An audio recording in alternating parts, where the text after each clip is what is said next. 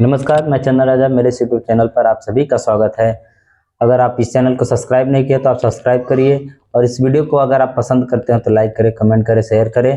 तो हम अध्याय नंबर 1 जान चुके थे, जैसे कि ज्ञान की अतृप्त प्यास। जब शिक्षा ही सब मुख्य हथियार बन गई। पिछली बार हमने जाना कि कैसे बालक भीमराव ने सामाजिक अपमान और कठिनाइयों के बावजूद अपनी शुरुआती शिक्षा पूरी की, लेकिन असली सवाल यह था कि आगे क्या उच्च शिक्षा का खर्च कौन उठाएगा। यहीं पर कहानी में एक ऐसे शख्स का प्रवेश होता है जिन्होंने बाबा साहेब के जीवन को एक नई दिशा दी। वह थे बड़ौदा के महाराजा सयाजी गायकवाड़ तृतीय। महाराज गायकवाड़ एक प्रगतिशील दूरदर्शी शासक थे। वह शिक्षा के महत्व को समझते थे और प्रतिभाशाली छात्रों की मदद करने के लिए जाने जाते थे। किसी शुभ चिंतक के जरिए भीमराव अंबेडकर की कहानी उन तक पहुंची। महाराजा ने उनकी प्रतिभा को पहचाना और उन्हें आगे की शिक्षा के लिए स्कॉलरशिप देने का फैसला किया।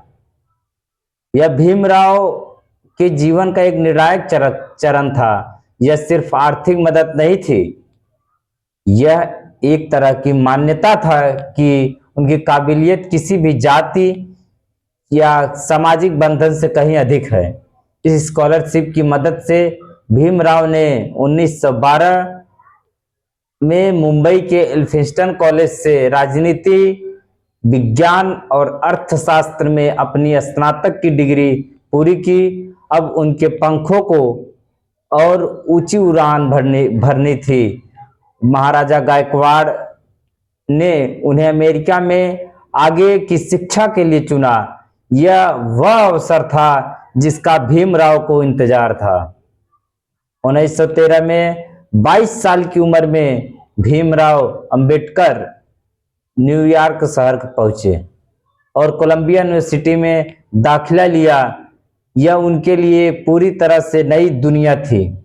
भारत में जहां उन्हें कदम कदम पर अपनी जाति की वजह से अपमान झेलना पड़ता था, वहीं अमेरिका में पहली बार उन्होंने स्वतंत्रता और समानता का अनुभव किया।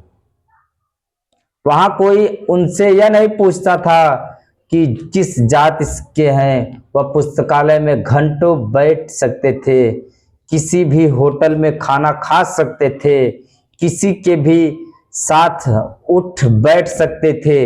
यह आज़ादी उनके लिए किसी वरदान से कम नहीं थी। उन्होंने इस अवसर का भरपूर फायदा उठाया। वह दिन में 18 घंटे अध्ययन करते थे।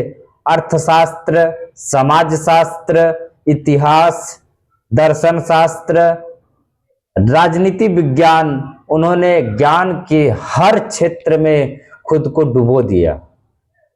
उनके प्रोफेसर उनकी लगन और बुद्धिमत्ता से बहुत प्रभावित थे। कोलंबिया यूनिवर्सिटी में ही उन्होंने अपना शोध पत्र प्राचीन भारतीय वाणिज्य लिखा और 1915 में अर्थशास्त्र में अपनी मास्टर डिग्री हासिल की। उनकी ज्ञान की प्यास अभी भी शांत नहीं हुई थी। उन्होंने अपने दूसरे शोध पत्र भारत का राष्ट्रीय लाभांश, एक ऐतिहासिक और विश्लेषणात्मक अध्ययन का काम शुरू किया। इस शोध के लिए बाद में उन्हें डॉक्टर ऑफ फिलोसफी यानी पीएचडी की उपाधि मिली। कोलंबिया में रहते हुए उन्होंने दुनिया के महान विचारक को सीखा। जॉन डेवी, जो उनके प्रोफेसर भी थे, उनके विचारों का बाबा साहेब पर गहरा प्रभाव हुआ। डेवी लोकतंत्र और समानता के प्रबल समर्थक थे।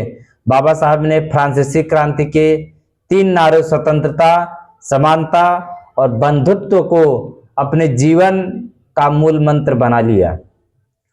उन्होंने महसूस किया कि भारत की सामाजिक समस्याओं का समाधान सिर्फ राजनीतिक आजादी से नहीं होगा, बल्कि इसके लिए एक सामाजिक क्रांति की जरूरत है और उस क्रांति की हथियार सिर्फ और सिर्फ शिक्षा हो सकती है। वह समझ गए थे कि जब तक समाज के सबसे निचले तबके के लोग शिक्षित नहीं होंगे तब तक वह अपने अधिकारों के लिए संघर्ष नहीं कर सकते। कोलंबिया में अपनी शिक्षा पूरी करने के बाद वो 1916 में लंदन चले गए। वहाँ उन्होंने लंदन स्कूल ऑफ इकोनॉमिक्स में दाखिला लिया और साथ में ही ग्रेजिन में कानून की शिक्षा के लिए भी पंजीकरण कराया। उनका लक्ष्य अर्थशास्त्र में डॉक्टरेट के साथ बैरिस्टर भी बनना था, लेकिन उनकी यह शिक्षा में बीच में ही रुक गई। बड़ौदा से उनकी स्कॉलरशिप की अवधि समाप्त हो गई और उन्हें भारत वापस लौटना आवश्यक हो गया। उन्हें बड़ौदा रियासत के साथ हुए अनुबंध के अनुसार महाराज की सेवा में काम करना था। वह ज्ञान की इस महासागर से अभी और मोती को चुनना चाहते थे, लेकिन परिस्थितियों ने उन्हें वापस खींच लिया। वह लंदन से कुछ किताबें अपने साथ लाए जिन्हें उन्होंने अपने जहाज से भारत भिजवाया। दुर्भाग्य से जिस जहाज में उनकी किताबें थी उसे एक जर्मन पनडुब्बी ने डुबो दिया। यह उनके लिए एक गहरा आघात या गहरा चोट था, लेकिन उन्होंने हिम्मत नहीं हारी। वे जानते थे कि उन्हें अपनी अधूरी शिक्षा पूरी करने के लिए वापस लंदन जाना ही है।